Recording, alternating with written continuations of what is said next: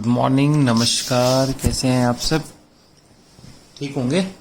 चलिए देखिए, हम ब्रिटिश भारत के अधीन भारत में प्रशासनिक विकास पढ़ रहे थे, और अगर लास्ट आपको याद हो तो हम लोग 1833 के चार्टर एक्ट तक पढ़ाए थे। ठीक बात है, 1853 तक पढ़ लिया था। 1853 के बाद क्या प्रशासनिक विकास हुआ, मैं उसी पर चर्चा करने आया हूं। तो देख लीजिए, आप समझिए होंगे, लिखा हुआ है ब्रिटिश भारत के अधीन भारत में प्रशासनिक विकास। इसी पे चर्चा करूंगा मैं। और इस वीडियो में मैं कौन कौन से एक्ट पे चर्चा करूंगा, मैं 1858 के और 1861 का भारत परिषद अधिनियम, इन दो अधिनियमों पे चर्चा करूंगा मैं, और देखेंगे कि क्या क्या परिवर्तन होते हैं। चलिए तो लिखा हुआ है, आप देख सकते हैं, 1858 की क्रांति के बाद भारत में क्या प्रशासनिक परिवर्तन हुए, इस वीडियो में वही समझाया जाएगा। और अब इस कड़ी को हम आगे लेके चलेंगे और 1947 तक लेके चलेंगे। ठीक है, तो आइए शुरू कर रहा हूं मैं, आप मेरे साथ शुरू हो जाइए। चलिए देखिए, इसमें हम जो दो एक्ट पढ़ेंगे वही बात है, एक 1858 का अधिनियम और एक 1861 का अधिनियम, जिन पर हम चर्चा करेंगे इस वीडियो में। चलिए, सबसे पहले हमारे सामने यही बात आती है कि 1858 का जो एक्ट पास हुआ है वो क्यों हुआ है, कारण क्या है। देखिए, सबसे पहले तो हम जानते हैं कारण तो नंबर एक, पहले इस समय तक 1857 की क्रांति घटित हो गई थी। ठीक है, 1857 का महाविद्रोह हो गया था, आपको पता होगा। तो 1857 की क्रांति या महाविद्रोह के बाद जो एक्ट पास हो रहा है वो है 1858 का अधिनियम।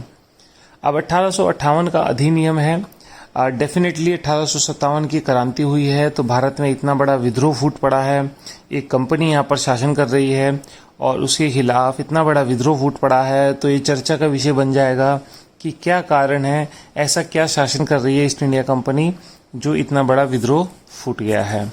तो इसी पर चर्चा करने के लिए चलिए आते हैं, मैं बताता हूं आपको। देखिए, इस समय तक अमेरिका, जापान महाशक्ति के रूप में उभर रहे थे। ठीक बात है, तो जब इनका उदय हो रहा था ना, तो ये ब्रिटिश भारत के जो उपनिवेश हैं उस पर कब्जा जमाने की फिराक में थे। ब्रिटिश भारत के उपनिवेश मतलब समझे, जहाँ पे ब्रिटिश भारत ने अपने हितों के लिए कब्जा कर रखा है, जैसे भारत भी उसमें से एक उपनिवेश था।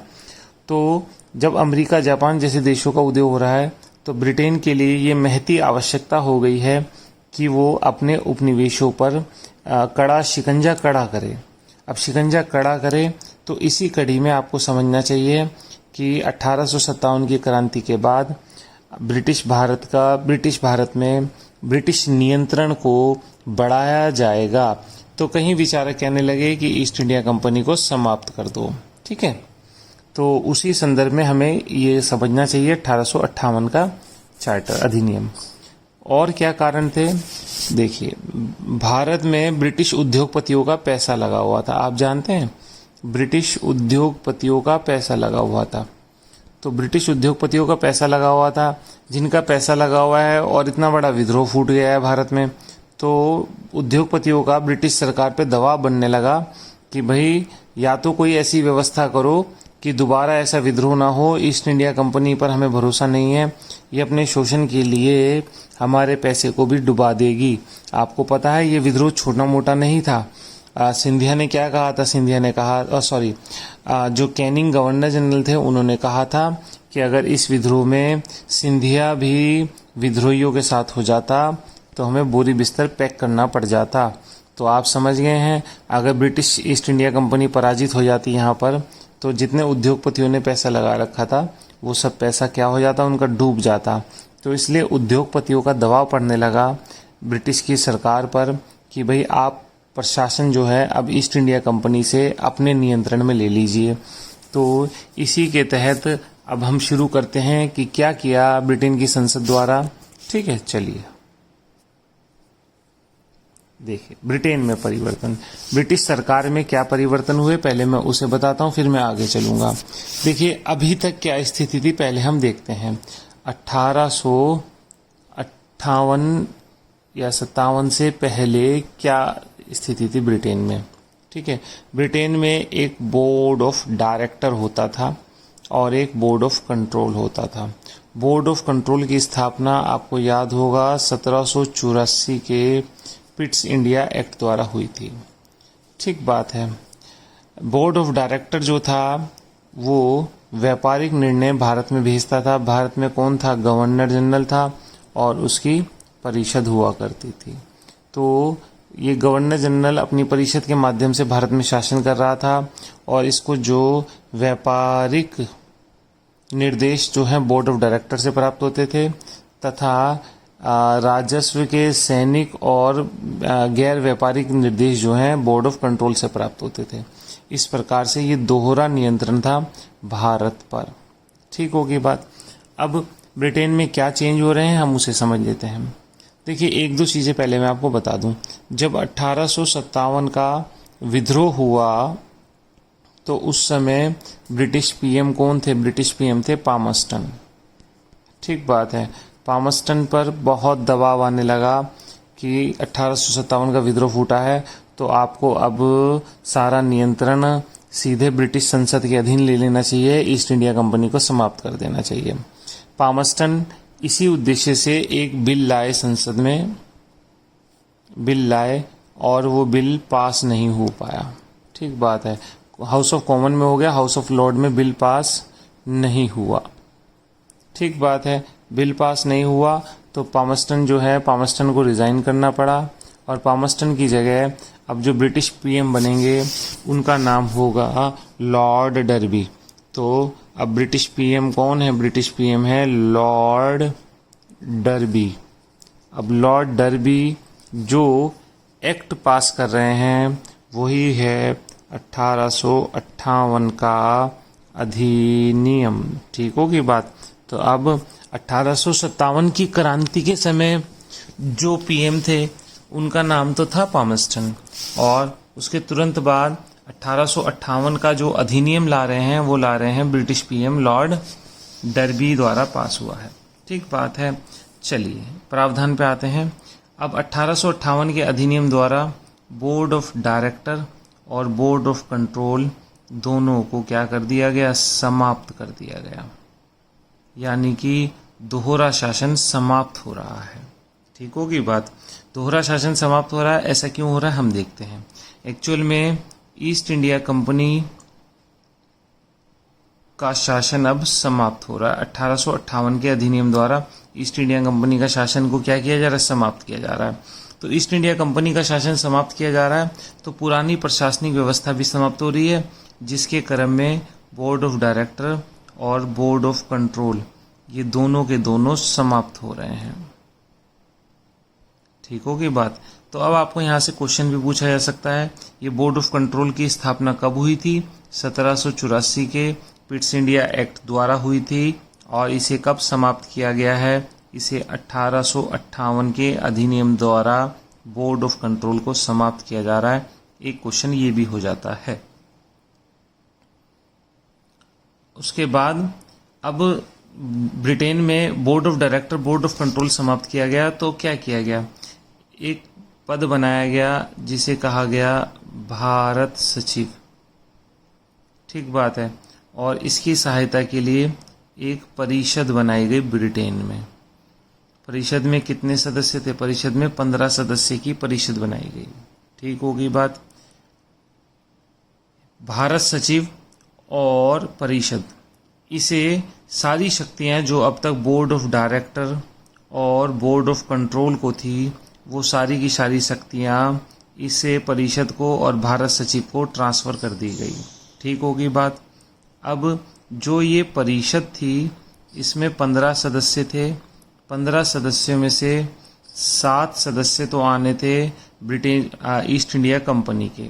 ठीक है, यानी प्रोपराइटर जो जिनका पैसा लगा हुआ था उनके सदस्य आने थे 7 सदस्य ईस्ट इंडिया कंपनी के, और 8 सदस्य आने थे ब्रिटेन की महारानी के नाम से अपॉइंट होने थे, ब्रिटिश साम्राज्ञी के नाम से अपॉइंट होने थे। ठीक होगी बात। तो आप देख सकते हैं मैंने कहा कि ईस्ट इंडिया कंपनी का शासन समाप्त कर दिया। आप कहेंगे कैसे समाप्त कर दिया? ईस्ट इंडिया कंपनी के तो 7 सदस्य आ रहे हैं। आप ये देखिए 15 में बहुमत किसका है? 15 में बहुमत 8 हैं संसद के, यानी कि महारानी से। तो बहुमत किसका है? बहुमत अब साम्राज्ञी का हो गया है, तो यानी कि ब्रिटिश सरकार का हो गया है बहुमत। तो इस प्रकार से ईस्ट इंडिया कंपनी का शासन को समाप्त कर दिया गया है। ठीक होगी बात। अब यहाँ पर भूमिका देख लेते हैं। ये है भारत सचिव, ठीक बात है, और इसकी है परिषद, आप देख रहे हैं ये है लंदन में। ठीक होगी बात। भारत सचिव का पद बहुत महत्वपूर्ण था। ये ही ब्रिटिश संसद के द्वारा साम्राज्ञी के प्रति उत्तरदायी था। ठीक बात है, संसद के द्वारा साम्राज्ञी के प्रति उत्तरदायी था। ठीक बात है, साम्राज्ञी के। तो आप समझ गए, भारत सचिव ही मुख्य निर्णयकर्ता था। अब आप कहेंगे इसकी परिषद है, परिषद में 15 सदस्य हैं। आपको पता है सचिव इतना हावी था कि ये परिषद के निर्णयों को भी काट सकता था। यानी परिषद मुख्य निर्णयकर्ता नहीं थी। मुख्य निर्णयकर्ता कौन था? भारत सचिव मुख्य निर्णयकर्ता था किसी भी मामले में। इसकी भूमिका सबसे महत्वपूर्ण थी और यही ब्रिटिश संसद के माध्यम से महारानी के प्रति उत्तरदायी था। ये महारानी के द्वारा, महारानी के नाम से अपॉइंट हुआ था। ठीक होगी बात। तो परिषद के सदस्य हो गए, लेकिन सचिव की भूमिका महत्वपूर्ण थी। अब जो ये परिषद है, परिषद में हमने कहा 8 + 7 यानी कि 15 सदस्य थे। ये कौन थे सदस्य? ठीक बात है, इनके लिए योग्यता क्या थी? योग्यता थी नंबर 1, भारत में काम करने का 10 साल का अनुभव हो। कितने साल का? 10 साल का अनुभव हो, उन्हें ही परिषद में अपॉइंट किया जाएगा। वह भारत छोड़े हुए 10 साल से ज्यादा ना हुआ हो। भारत छोड़े हुए 10 साल से ज्यादा समय ना हुआ हो।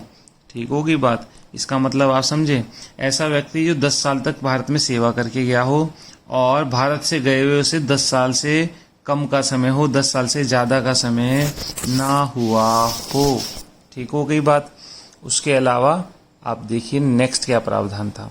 देखिए मैंने कहा भारत सचिव, तो आपसे पूछे कि पहला व्यक्ति कौन बना जो भारत सचिव बना, तो आप कहेंगे चार्ल्स वुड।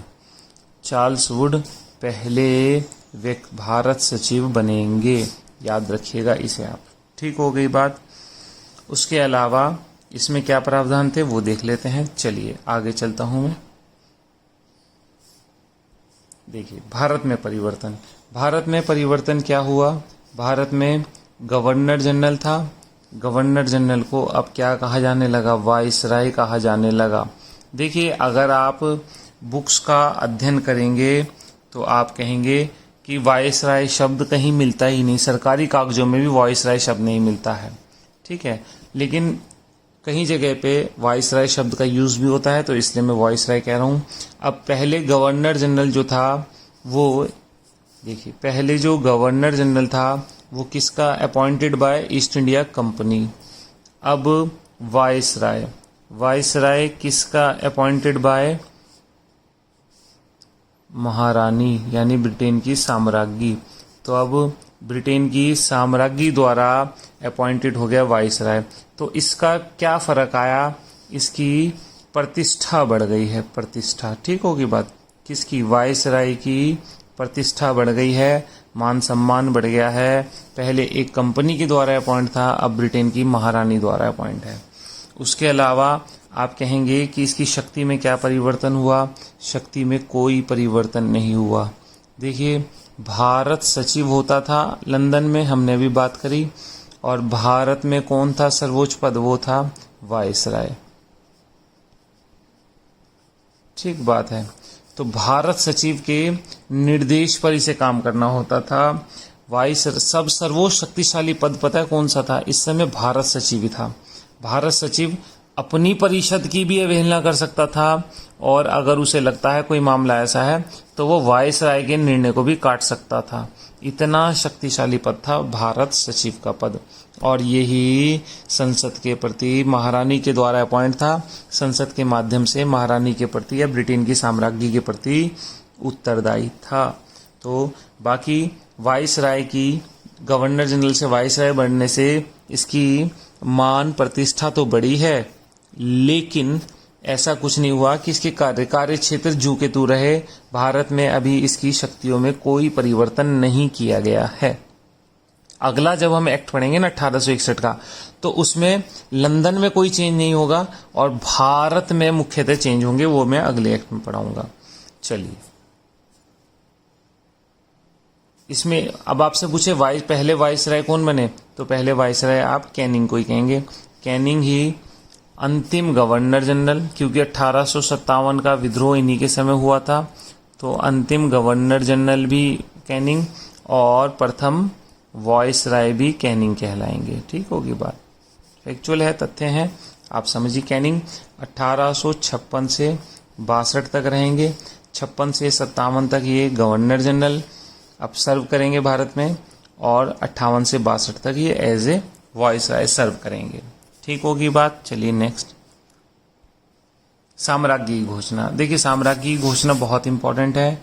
ये घोषणा 1 नवंबर 1858 को की गई थी, जिसे इलाहाबाद में कैनिंग पढ़ेगा। कैनिंग कहाँ पढ़ेगा? इलाहाबाद में। ऐसे ऐसे क्वेश्चन भी पूछे हुए हैं कि वायसराय ने घोषणा कहाँ पढ़ी थी, किसने पढ़ी थी महारानी की घोषणा, तो कैनिंग ने पढ़ी थी 1 नवंबर 1858 को इलाहाबाद में।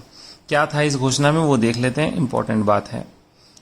देखिए, महारानी ने इस बात को माना कि विद्रोह होने का प्रमुख कारण है भारतीयों के परंपरागत रीति रिवाजों मामलों में इंटरफेयर करना। तो अब इसने क्या कहा, महारानी ने कहा प्राचीन परंपराओं का हम सम्मान करेंगे। ठीक बात है, यानी कि भारतीयों के परंपराओं का सम्मान करेंगे, रीति रिवाज आदि में इंटरफेयर नहीं करेंगे। आप कहेंगे कौन से रीति रिवाज में इन्होंने इंटरफेयर करा? इन्होंने, देखिए कैसे, इन्होंने सती प्रथा समाप्त की, ठीक है, विधवा पुनर्विवाह अधिनियम आदि ऐसे कानून आधुनिक था। हालांकि आपको लगेगा ये अच्छे हैं, लेकिन उस समय रूढ़िवादी समाज इसका विरोध कर रहा था। तो एक कारण ये भी माना गया था कि भारत के आंतरिक मामलों में रीति रिवाजों में इंटरफेयर करने से ही कंपनी के विरुद्ध विद्रोह फूटा है। तो महारानी ने घोषणा करके स्पष्ट कर दिया, अब हम इसमें कोई छेड़छाड़ नहीं करेंगे, नंबर 1। नंबर 2, देसी रियासतों का विलय नहीं करेंगे। ठीक बात है, किसका विलय नहीं करेंगे? देसी रियासतों का विलय पर रोक।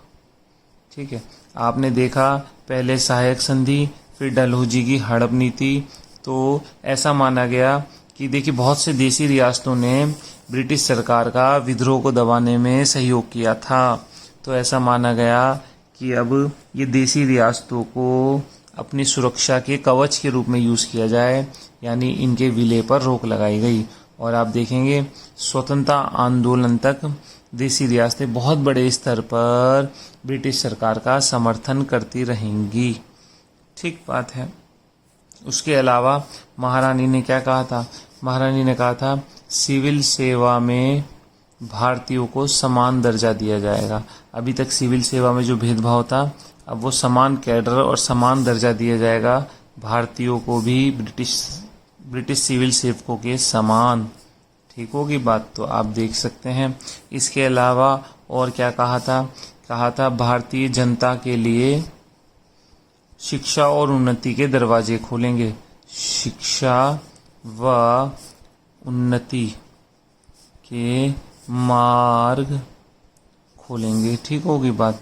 तो ये मुख्यतः घोषणा थी जो साम्राज्ञी द्वारा 1 नवंबर 1858 को की गई थी। ये वाला चार्टर एक्ट पूरा हुआ। चलिए मैं आगे चलता हूँ, अगले चार्टर एक्ट पे विचार करते हैं। देखिए, अगला है 1861 का अधिनियम। 1861 का अधिनियम जो है, इसमें मुख्य रूप से भारतीय शासन प्रणाली में परिवर्तन हुआ। आप कहेंगे क्या हुआ, वो देखते हैं। ठीक है, चलिए सबसे पहले तो मैं एक लाइन बोल दूं, वो आपको समझ आनी चाहिए। भारत में प्रतिनिधि संस्थाओं की नींव पड़ी, प्रतिनिधि संस्थाओं की नींव पड़ी, नींव पड़ी। ये क्वेश्चन अक्सर पीटी में आ जाता है, तो मैंने जरा सा चर्चा कर दी। अब आप समझिएगा प्रतिनिधि संस्थाओं की नींव कैसे पड़ी, आप खुद समझ जाएंगे, मैं समझाता हूं, ठीक होगी बात। देखिए, हम जानते हैं भारतीय शासन प्रणाली में तो गवर्नर जनरल था, गवर्नर जनरल की परिषद में 4 सदस्य थे, हमने पढ़ा था, ठीक बात है। अब 1 सदस्य और जोड़ दिया गया, तो कितने हो गए परिषद में? 5 सदस्य हो गए। 5 सदस्य के लिए ये 5वां सदस्य कौन सा था? देखिए, चौथा सदस्य तो विधि सदस्य आया था, आपको याद होगा, ठीक है। 5वां जो सदस्य आया था, ये भी विधि वृत्ति का व्यक्ति, यानी कि लीगल प्रोफेशनल व्यक्ति को जोड़ा गया था, विधि वृत्ति का व्यक्ति, ठीक है, जो लीगली प्रोफेशनल हो, विधि व्यक्ति नहीं है, लीगली काम करने वाला व्यक्ति को जोड़ा गया। और 5वां व्यक्ति जोड़ा गया गवर्नर जनरल की परिषद में, ठीक होगी बात। तो अब 5 सदस्य हो गए हैं। उसके बाद हम बात करते हैं और क्या चेंज हुआ।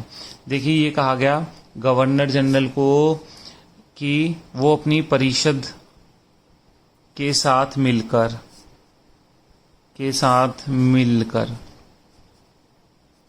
क्या करे, अपनी सुविधा के अनुसार नियम बनाए।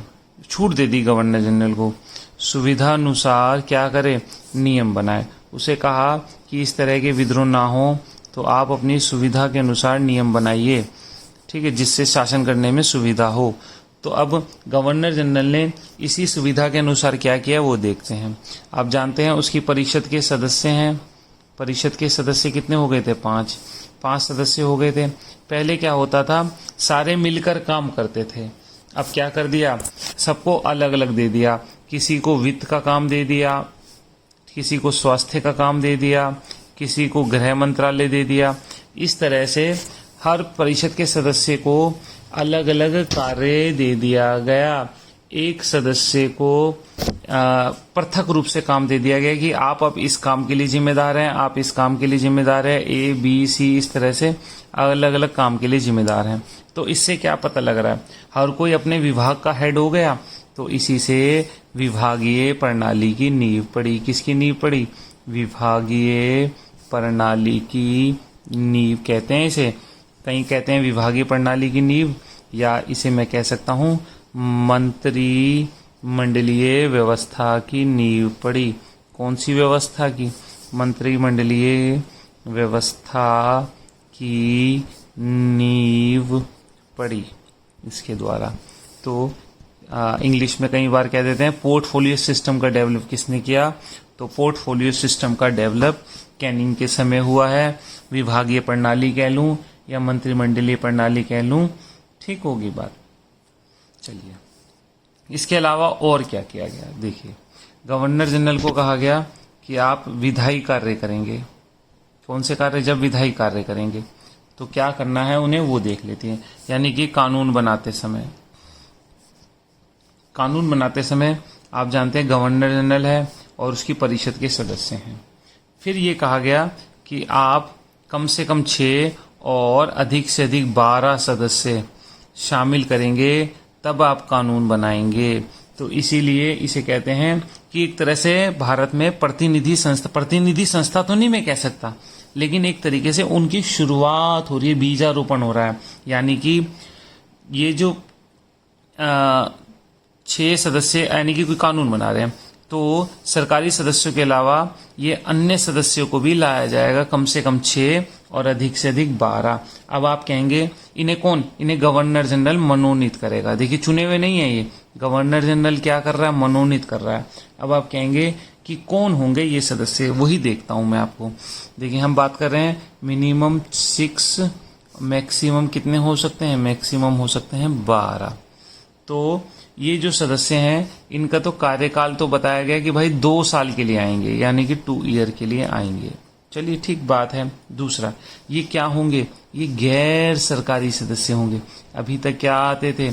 अभी तक हमने पढ़ा था, पीछे भी आए थे सदस्य, लेकिन वो सरकारी थे। अब गैर सरकारी सदस्य आते हैं और सामान्य थे। गैर सरकारी सदस्य में ये भारतीय सदस्य आए थे जिन्हें गवर्नर जनरल ने मनोनीत किया था। ये कौन थे? जैसे जयपुर के राजा, इधर के राजा, उधर के राजा। गवर्नर जनरल ने अपने जान पहचान के जिनसे अच्छे संबंध थे उन्हीं को इस परिषद में मनोनीत करा कानून बनाते समय। ठीक होगी बात। तो इसीलिए कई बार इसे बोलते हैं कि भारत में प्रतिनिधि संस्थाओं की नींव पड़ रही है 1861 के अधिनियम। ठीक बात है। हालांकि इसे आप पूरी तरह प्रतिनिधि संस्थाएं नहीं कह सकते, क्योंकि प्रतिनिधि संस्थाओं की डेफिनेशन होती है किसके प्रतिनिधि? जनता के प्रतिनिधि, जनता के द्वारा इलेक्टेड हों। लेकिन ये तो गवर्नर जनरल द्वारा मनोनीत कर रहा है। लेकिन कम से कम शुरुआत तो हो रही है। अभी तक क्या होता था? अभी तक सब सरकारी आते थे, अब गैर सरकारी आ रहे हैं। आगे हमारी यही डिमांड चलेगी कि ये गैर सरकारी सदस्य निर्वाचित हों, तो यही राष्ट्रीय आंदोलन का एक मुख्य मुद्दा भी रहेगा। ठीक होगी बात। अब ये जो गैर सरकारी सदस्य हैं, इनको क्या अधिकार थे? इनको कोई अधिकार नहीं थे। मतलब इन्हें प्रशासन, वित्त आदि पर कोई प्रश्न पूछने का अधिकार नहीं था। प्रश्न पूछने का अधिकार नहीं। ठीक होगी बात। तो अधिकार नहीं था इन्हें। कहीं आप सोच रहे हो कि जाकर के जनता से संबंधित प्रश्न पूछेंगे, इन्हें कोई अधिकार नहीं था प्रश्न पूछने का। ठीक हो गई बात। चलिए, इसके अलावा भारत में और क्या परिवर्तन हुए वो देखते हैं। देखिए, आप जानते हैं बंगाल था, बंगाल के अधीन बम्बई था, प्रांत थे ये, बम्बई मद्रास थे नहीं थे। तो इनकी जो 1828 का अधिनियम आपको याद, 1833 का अधिनियम आपको याद होगा। 1833 के अधिनियम में मैंने आपको पीछे पढ़ाया, आप पीछे वाली वीडियो को देखिए ध्यान से। उसमें केंद्रीकरण शुरू किया गया था। केंद्रीकरण का मतलब ये था, अब कानून बनाने की शक्ति बंगाल में गवर्नर जनरल को हो गई थी पूरे भारत के लिए, अगर आपको याद हो तो। बम्बई और मद्रास की कानून बनाने की शक्तियां लेकर के पूरे भारत के लिए बंगाल के अधीन गवर्नर जनरल को दे दी गई थी, अगर आपको ध्यान हो तो। ठीक होगी बात। अब यहाँ पर क्या चेंज किया गया वो देखते हैं। यहाँ पर बम्बई, मद्रास जो ये प्रांत थे, इन्हें कानून बनाने की शक्ति दोबारा दे दी गई। इन्हें कानून बनाने की शक्ति पुनः दे दी गई। ठीक होगी बात। शक्ति पुनः दे दी गई, यानी कि जो केंद्रीकरण 1833 के अधिनियम में शुरू किया गया था, अब उसे रिवर्ट कर दिया गया है और अब बम्बई मद्रास अपने क्षेत्र में कानून बनाने की अनुमति दे दी गई। ठीक होगी बात। लेकिन इसमें क्या होता था, इनके द्वारा जो कानून बनाए जाते थे उन्हें लास्ट में गवर्नर जनरल अप्रूव करता था। ठीक होगी बात। अप्रूव करता था कौन? गवर्नर जनरल, जिसे हम वाइसराय भी कहते हैं। ठीक होगी बात। इसके अलावा कुछ ऐसे विषय थे, कुछ ऐसे विषय जिन पर कानून बनाने के लिए पूर्व अनुमति लेनी पड़ती थी। ठीक बात है, पूर्व अनुमति अपेक्षा थी। जैसे सैनिक मामले, डाक तार, ठीक है, जिनका इम्पोर्टेंस था उस समय, समुद्री सेवा, डाक तार। तो आप देखिए मैंने क्या कहा, मैंने कहा कि बम्बई मद्रास जैसे प्रांतों को कानून बनाने की शक्ति 1861 के अधिनियम में पुनः दे दी गई, जो 1833 के अधिनियम में ले ली गई थी।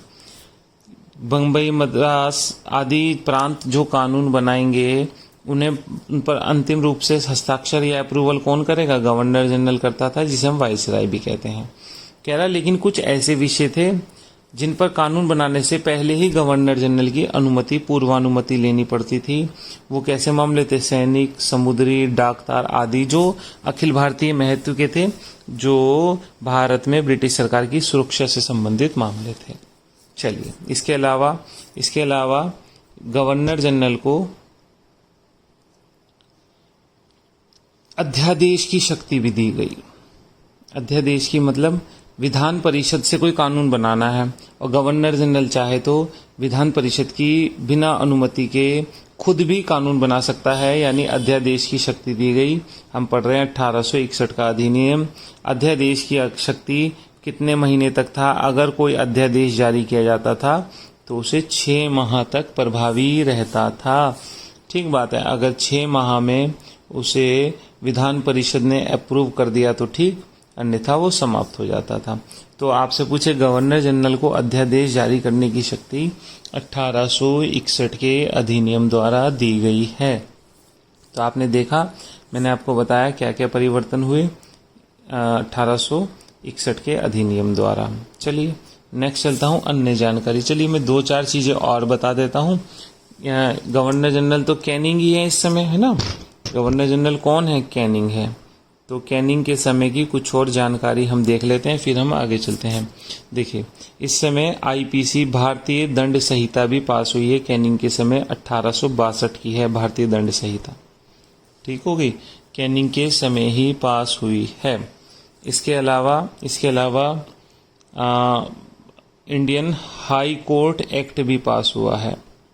इंडियन हाई कोर्ट एक्ट 1861 का।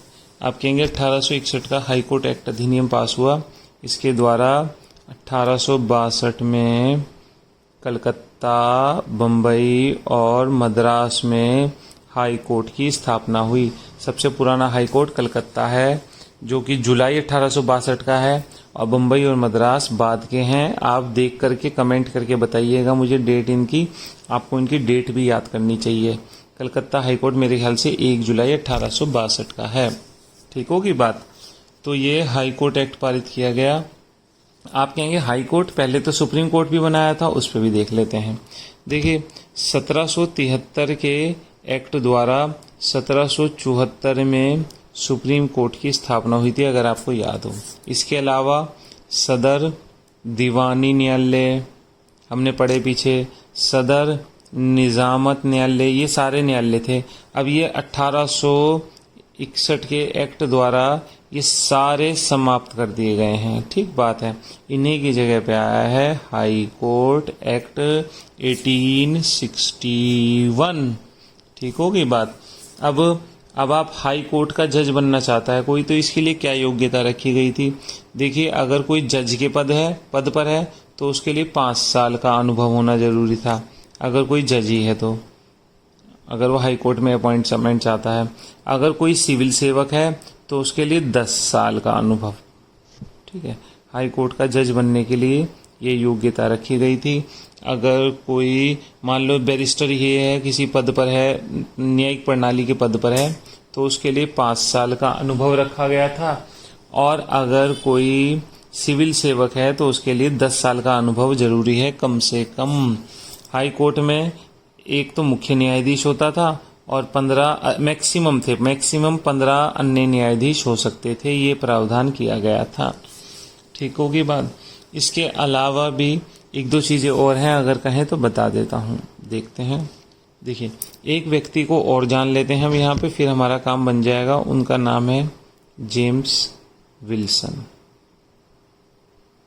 ठीक है, देखिए ये बहुत से पदों पर रहे थे, और बहुत से पदों के पद रहने के बाद अंत में 1859 में ये भारत परिषद अभी बताया ना 15 सदस्यों वाली, भारत परिषद में वित्त सदस्य के रूप में अपॉइंट हुए थे। किसके रूप में हुए थे? वित्त सदस्य। ठीक है, इनका नाम बड़ा सम्मान से लिया जाता है, तो मैं इनको बता देता हूं। इन्होंने क्या किया था? इन्होंने कर प्रणाली पर, ठीक बात है, कर प्रणाली पर एक पेपर तैयार किया था। जो कर प्रणाली का जो पूरा पेपर तैयार किया था, जो किसे भेजा था? ब्रिटेन की संसद को भेजा था कि भारत में कैसी कर प्रणाली लगाई जानी चाहिए। अब जो ये कर प्रणाली थी ना, आप कहेंगे कर प्रणाली किस का हिस्सा था? कर प्रणाली एक्चुअल में इन्होंने भारत में पहला बजट रखा था, बजट प्रणाली पेश की थी 18 फरवरी 1860 को। ठीक बात है। तो उसी बजट प्रणाली जो इन्होंने पेश की थी, उसी में पार्ट था कर प्रणाली का कि भारत में कैसे कर लगने चाहिए। ये बेस बना था भारत में टैक्सेशन सिस्टम का। तो इसके जनक कौन माने जाते हैं? इसके जनक जेम्स विल्सन माने जाते हैं। याद रखिएगा, एक बार ट्रेजरी का पेपर हुआ था आपके यहाँ पे, उसमें ये क्वेश्चन भी आया था कि कर संरचना भारत में कर प्रणाली किसने शुरू की थी? तो जेम्स विल्सन की जो पेपर इन्होंने तैयार किया था टैक्सेशन सिस्टम पे, उसी पर भारत में कर प्रणाली तैयार हुई थी। ठीक होगी बात। देखिए, मेरे ख्याल से लगभग सभी क्वेश्चनों को मैंने चर्चा कर ली है। 1858 का अधिनियम और 1861 का अधिनियम। वीडियो बड़ी ना हो, इसलिए अगली वीडियो में हम इससे आगे का पढ़ेंगे। ठीक है, तब तक आप देखते रहिए और प्लीज़ लाइक शेयर सब्सक्राइब करते रहिए। और जितनी भी पिछली वीडियो है उनको लिंक करके दोबारा से पढ़िए और चेक करिए डाटा को अपने। आपको बिल्कुल प्रमाणिक डाटा मैं उपलब्ध करा रहा हूँ। ठीक है, चलिए, थैंक यू।